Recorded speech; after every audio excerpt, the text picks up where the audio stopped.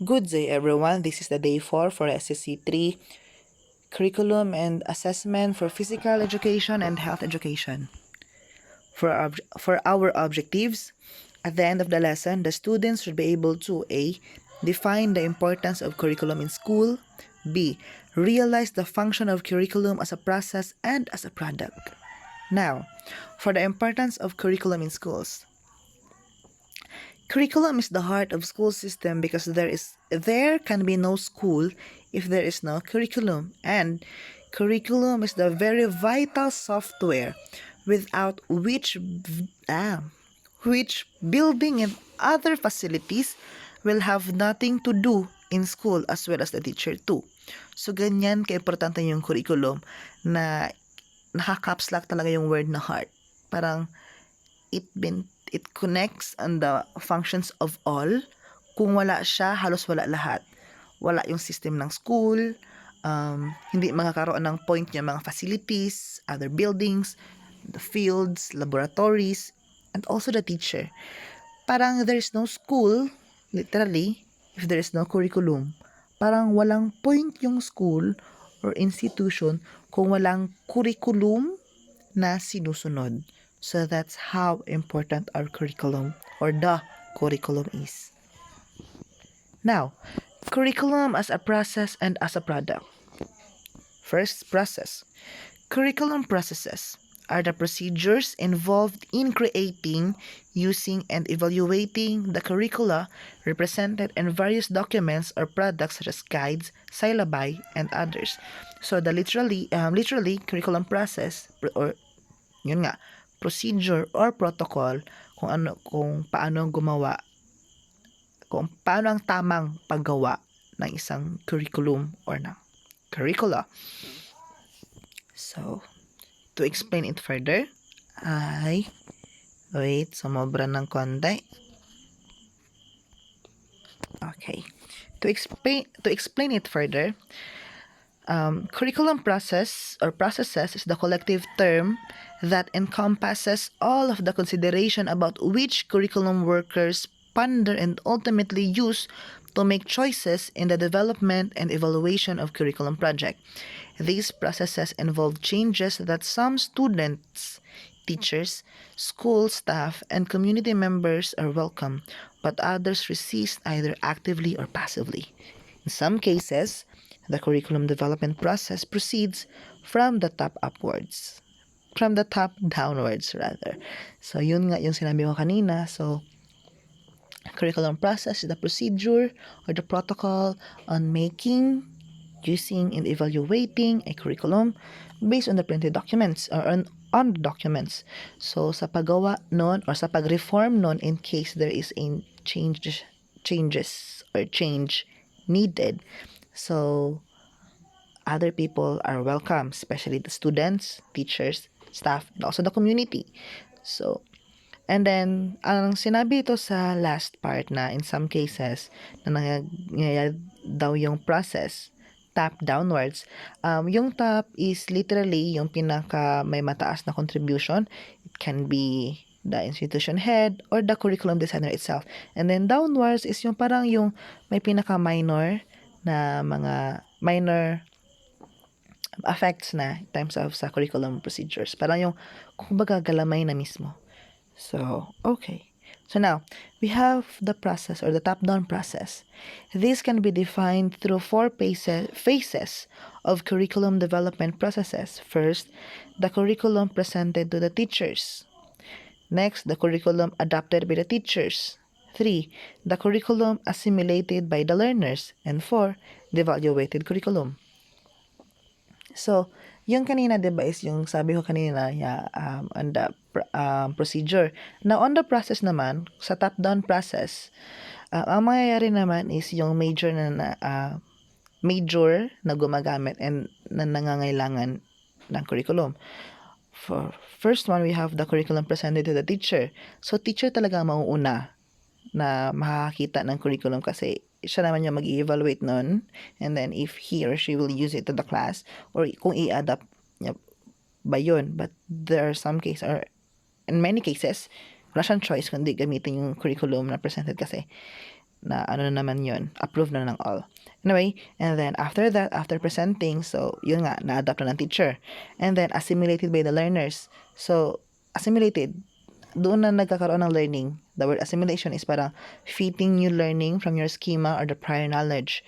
So, kasi na-present kay teacher, inaprobahan ni teacher, inadapt ni teacher. So, ginamit ni teacher sa teaching. So, may na-absorb na learning si student kay teacher. And then, if may na-absorb na learning, better. And then, i-develop ang curriculum.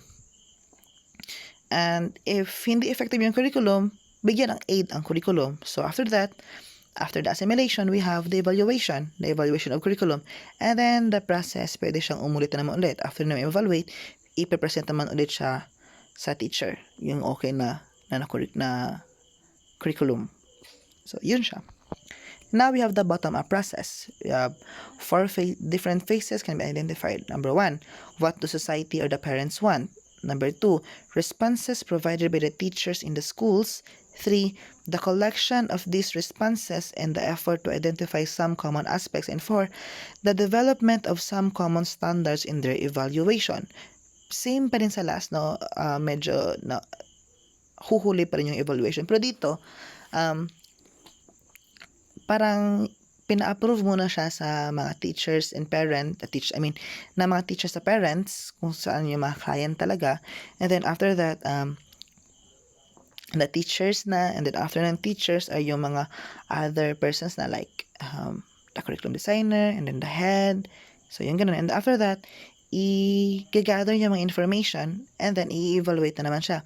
So kung doon sa top-down process, so it starts the teacher, pababa sa students, and then parang nagha-happen, nangyayari lang siya sa school mismo. While sa bottom-up, it involves the community, and then it starts in the community bago sa school. So parang ganun siya. So may difference talaga ang top-down sa bottom-up process. Anyway, now, the products. Curriculum products or projects.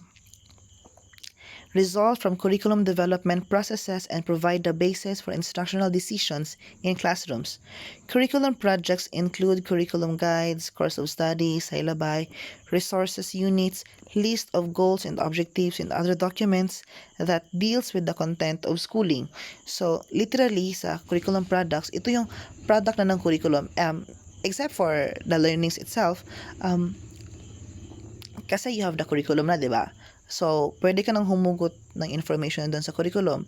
Makakagawa ka ng mission and vision, pati goals doon. Plus, you can make the syllabi, the course of study, based on the curriculum na ginagamit. So, na ginagamit or na nagawa nyo or na na-reform nyo. That's how important curriculum is. So, sa paggawa ng curriculum, and then yung sa last topic natin, ng last, diba, na nature of curriculum. So, why do you need to answer that?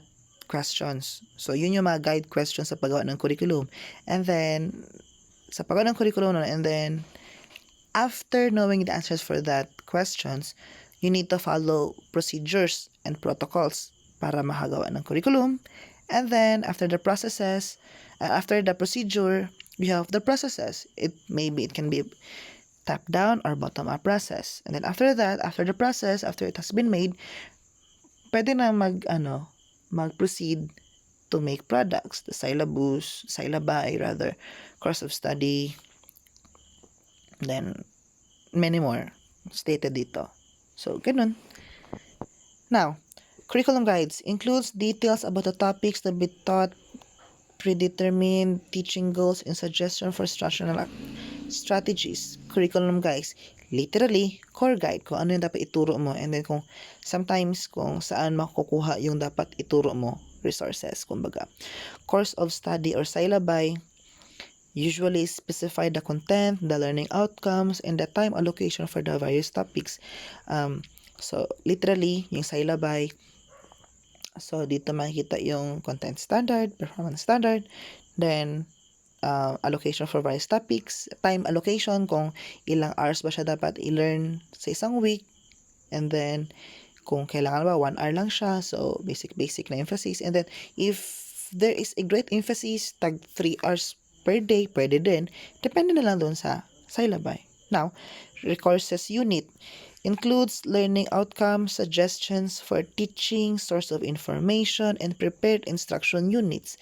So, suggestions lang siya kung ano yung pwede mong gamitin na alternatives in terms of that.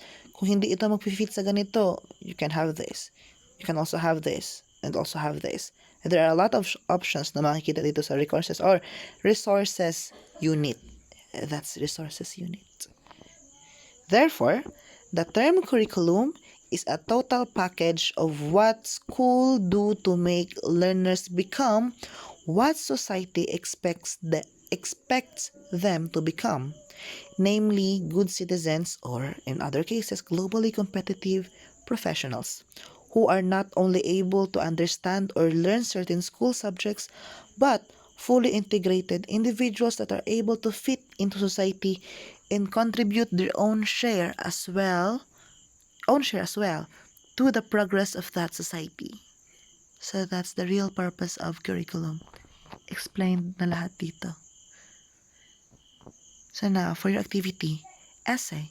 On the curriculum as a process, what is the best method that you're using? Or, what is the best method that you can use?